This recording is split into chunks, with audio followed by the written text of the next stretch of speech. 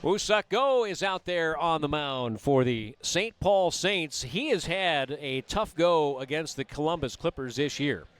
He tried to make his Saints debut against the Clippers at CHS Field in St. Paul, Minnesota a few weeks back with the Clippers in town. Came in from the bullpen. The field umpire inspected his glove, found a sticky substance, and tossed him out. And he had to serve a 10-game suspension.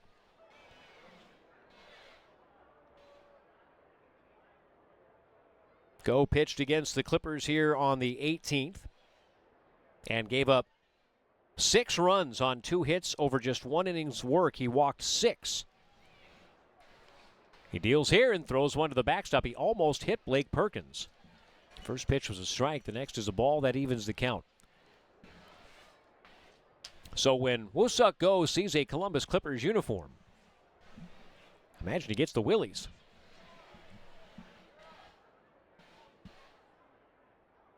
Perkins switch hitter batting from the left side. Here's the kick, the pitch, and a swing and a foul ball out of play. Clippers trailing again in this ball game. They were down 1-0 after 2.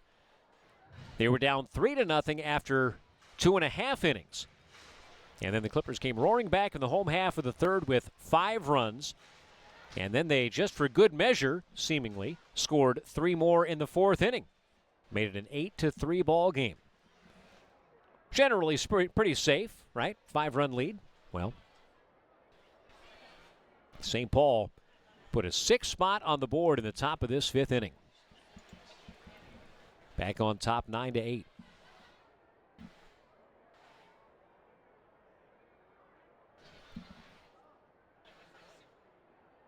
Here's the 1-2. Breaking ball swung on and missed. That one disappeared.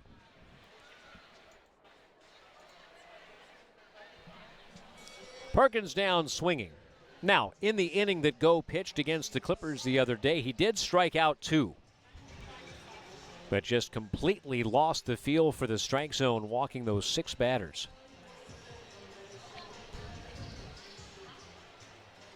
Go features a curveball, 4-seam fastball, splitter, and slider.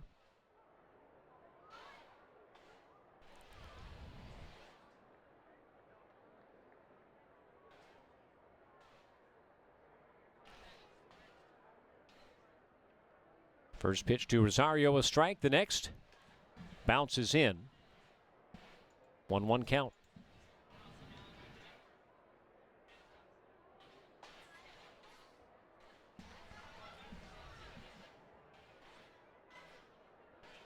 Go, 28-year-old from Korea. Started the year with the Detroit Tigers. He was in Double-A and Triple-A. There's a swing and a drive towards center field. Deep but playable. And Rodriguez hauls it in off the bat of Rosario for out number 2.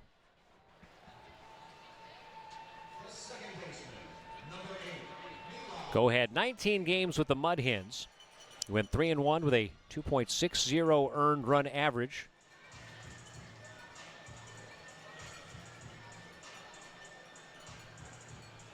Tigers traded him to the Twins on July the 7th in a cash deal.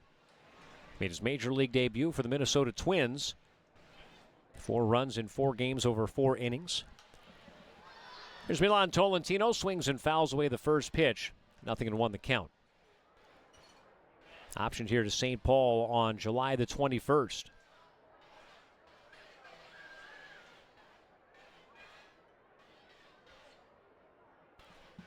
Righty pitcher, lefty batter. Next offering is a called strike. Tolentino, boy, he wanted a challenge and stopped himself just before he got all the way to the helmet. Probably should have gone with his gut. That pitch was high.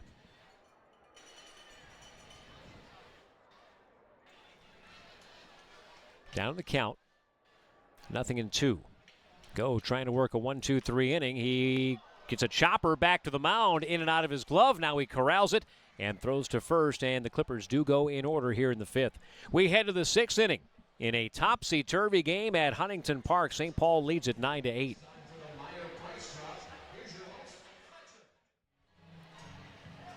Great night here at Huntington Park. The only thing that is a blemish on the evening right now is the scoreboard. Clippers down 9-8 as they come up here in the home half of the 6th inning. Woo-Suk Go is back out there to face the top of the Clippers batting order. Cooper Ingle walked in the first, grounded in out to second base in the third inning. Singled, stole a base, and scored in the fourth. Lefty batter against the righty pitcher. Go comes to the plate, and the pitch is fouled away. 0-1 the count. Cleveland Guardians have taken a 3-0 lead against the Colorado Rockies. One of their hits belongs to Jose Ramirez, and with that base knock, Jose is now number 5, all by himself, all time in Cleveland franchise history in hits. Next pitch inside to Ingle, 1-1, breaking a tie with Charlie Jameson. Next up, Joe Sewell, who has an even 1,800. Jose Ramirez, now 1,752 career hits in a Guardians uniform. 1 ball, 1 strike, the count to Ingle. The wind, the pitch, and it is inside.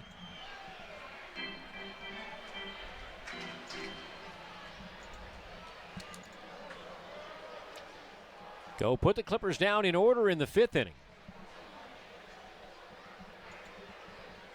He delivers and gets a called strike. There's a challenge. Ingle has been dynamite as a catcher and pretty good as a batter, challenging ball strike calls. It's tougher as a batter because you're not right behind home plate. But he knows the strike zone, and he is right about that challenge. It missed just above the zone by about a half an inch, not quite half an inch. And so Ingle goes ahead in the count, 3-1. That is a big count shift. 3-1 versus 2-2. That's one that makes it worth the risk. And the pitch swung on and lifted foul out of play. That fills the count. Cleveland comes into play tonight. Having beaten the Rockies yesterday, they are tied with Minnesota, 4.5 games out of first place in the Central. 63 and 66. The White Sox are not going to go away. It doesn't look like anyway. 67 and 61 for the Pale Hose. Tigers 6 games back. Kansas City 12. Next pitch. Downstairs, ball 4. Tough take on a curveball. And Ingle draws the leadoff walk. Not tough for him, actually. He makes himself a living doing that. And go back to what you said a few moments ago. That challenge really big. Swung the momentum of that plate appearance for Cooper Ingle. Second walk of the night for Cooper, number 69 on the year. Takes his on-base percentage. He's been aboard 3 times tonight. He's got an on-base percentage this year of .433. Here's Daniel Schneemann, 1 for 3 with a single. Go delivers a fastball, strike called on the outside corner, 0-1. 94-mile-per-hour heater. Pepsi pitch speed of the game. Track the speed of every pitch on the Pepsi radar gun here at Huntington Park. 13 home games remain after tonight. A 1 pitch. Check swing at a pitch in the dirt. He did not go. Ingle bluffed a go to second base. Put on the brakes. And he has stolen the base in this game, so it's not beyond the possibility that he does go. He doubled his steal total tonight. Yeah, that's right. Infield play, Schneemann to the pull side. The outfield straight away, maybe a bit to the opposite field side. Next pitch is fouled the opposite way into the seats.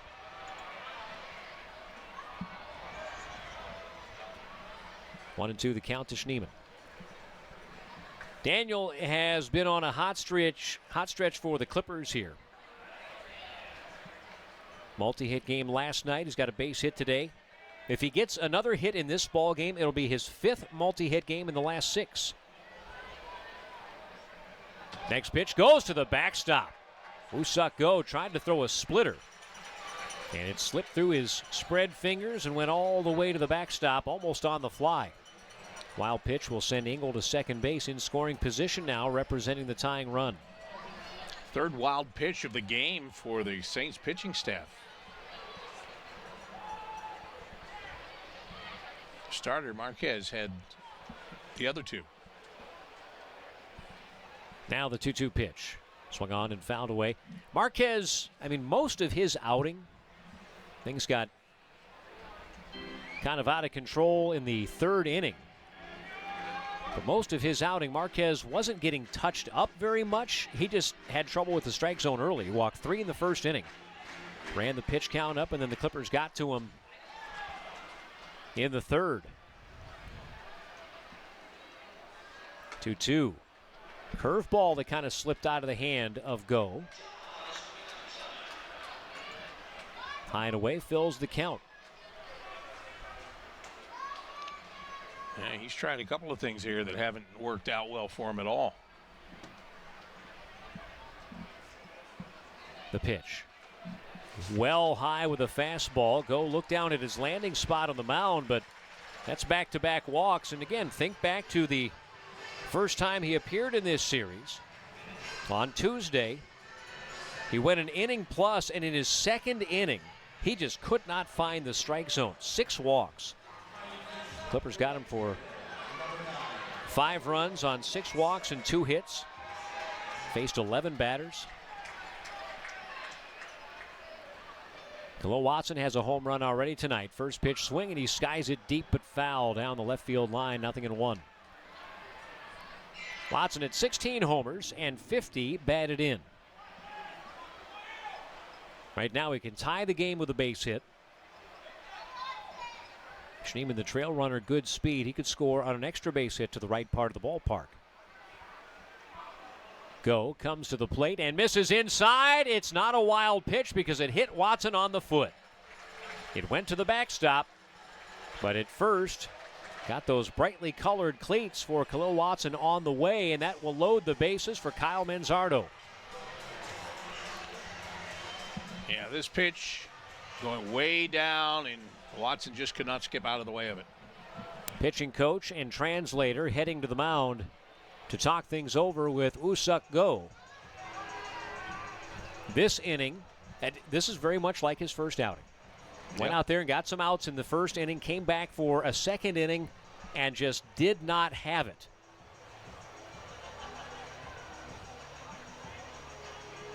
Back in 2024, he signed a 2-year major league deal to come from Korea, where he'd been pitching the KBO with San Diego, and he's bounced around in the intervening years.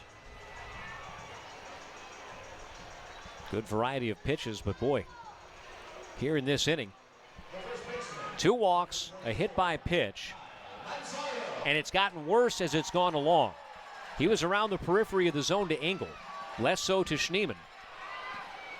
Manzardo swings and hit the first pitch a mile, but it's foul. You want to talk about ambushing a first pitch fastball. He was so jacked up to hit that fastball, he was too far in front of it. He hit it 372 feet, but well foul. Next pitch, he serves it into left field. That's a base knock. What a piece of hitting. They wave around Schneemann. The throw is cut off, and the Clippers are back on top. Oh, Kyle Manzardo, you love to see the home runs, but that swing on a pitch down might not even have been in the strike zone. He was ready to pull one out of the yard and then had the discipline and the peace of mind to just go with a pitch and put his team back on top. What a great piece of hitting that was. And then the throw from the outfield was not great at all. That's why they had to cut it off. Here is Ralphie Velasquez. First pitch well high for ball 1. Cooper Engel earlier this year hit 3 home runs in a game for the Columbus Clippers. He is the only Clipper to do it so far this year. He did it against Scranton Wilkes-Barre here on June the 18th. Velasquez has a pair, takes a called strike on a curveball near the outside corner. Doesn't challenge, probably should have.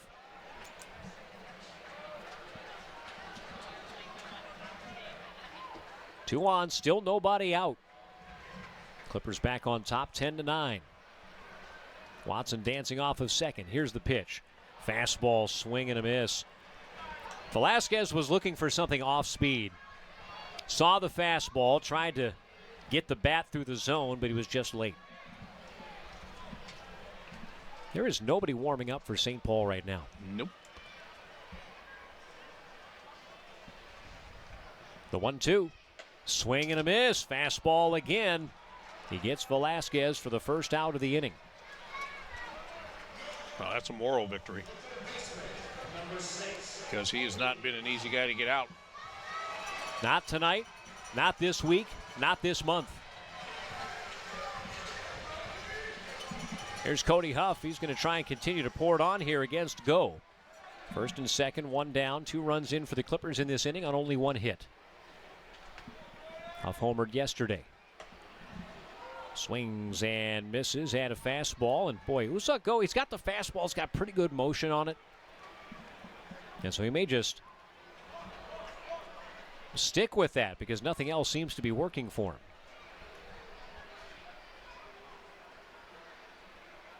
Looks to second, comes to the plate. Again, the fastball, 94, but high and away. Cody recognized that quickly. And when it first came out of the hand, his inclination was to go after it. He quickly changed his mind. That was the right move.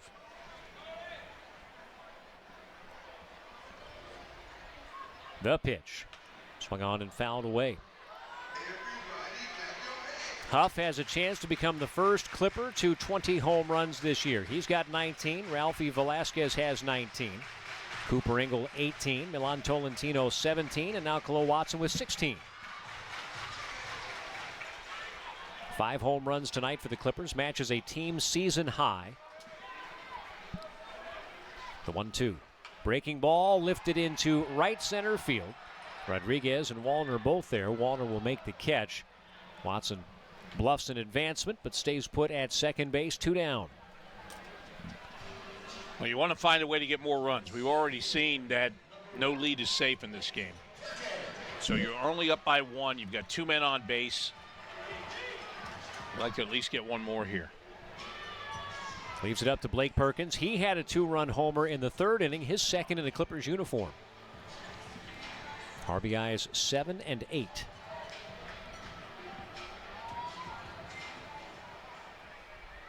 Switch hitter batting from the left side. First pitch, swing and a line drive, but caught by Aaron Sabato. It was torched. And if it's 3 feet higher, the Clippers are still running around the bases, but instead it's out number 3. 2 runs for the Clippers, 1 hit, a Kyle Manzardo 2-run single.